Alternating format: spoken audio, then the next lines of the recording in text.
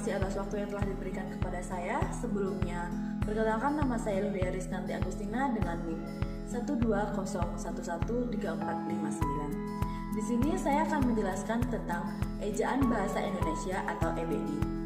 Zaman teruslah berubah, teknologi terus berkembang, dan bahasa pun terus menyesuaikan perubahan. Masyarakat yang kritis akan mendesak Badan Pengembangan dan Pembinaan Bahasa untuk segera merevisi pedoman EYD, sehingga muncul PU EBI sebagai bentuk jawaban atas kritikan yang diterima. EYD berubah menjadi EBI atau Ejaan Bahasa Indonesia sebagai pedoman umum sejak lahir pada tahun 2015 silam. Perubahan yang dilakukan oleh Badan Pengembangan dan Pembinaan Bahasa Indonesia ini berlandasan Peraturan Menteri dan Kebudayaan RI nomor 50 tahun 2015. Dalam hal ini, EBI dibentuk atas dasar EYD sebelumnya. Hanya saja pada EBI terdapat penambahan-penambahan aturan dalam penulisan.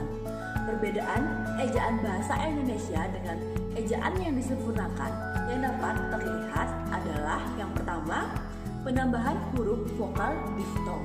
Pada EYD, huruf diftong hanya 3, yaitu AI, AU, dan OI. Sedangkan pada EBI, huruf diftong ditambah 1, yaitu EI. Misalnya pada kata geyser dan survei. Yang kedua, penggunaan huruf kapital. Pada EYD tidak diatur bahwa huruf kapital digunakan untuk menulis unsur julukan.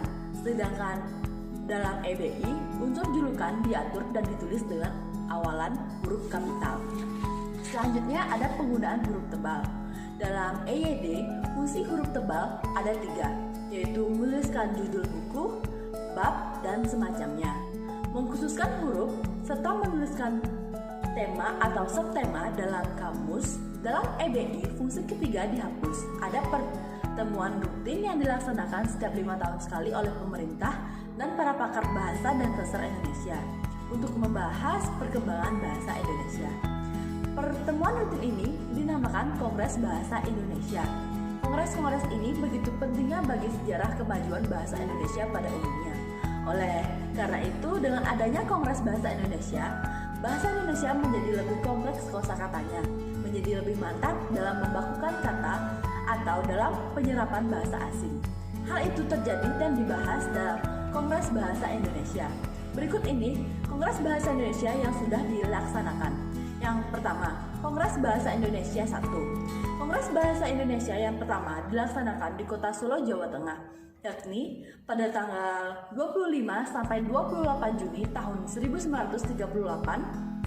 Kongres pertama ini menghasilkan simpulan yang intinya usaha pembinaan dan pengembangan bahasa Indonesia telah dilakukan secara sadar oleh cendekiawan dan budayawan pada masa waktu itu.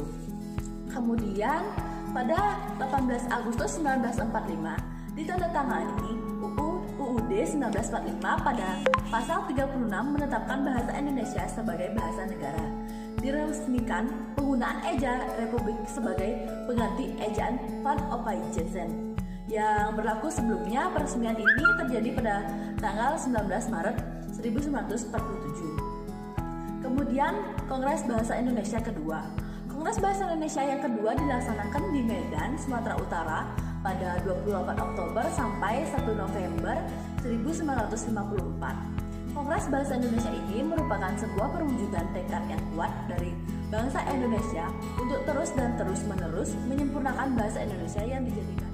Presiden Soeharto yang waktu itu menjabat sebagai Presiden Republik Indonesia pada 16 Agustus 1972 meresmikan penggunaan ejaan yang disempurnakan atau EYD melalui saran pidato kenegaraan pada sidang DPR yang dikokohkan dengan adanya keputusan Presiden nomor 57 tahun 1972.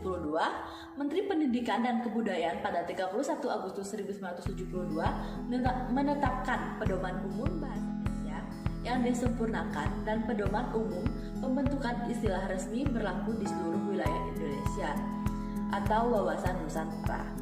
Sekian pembahasan tentang saya.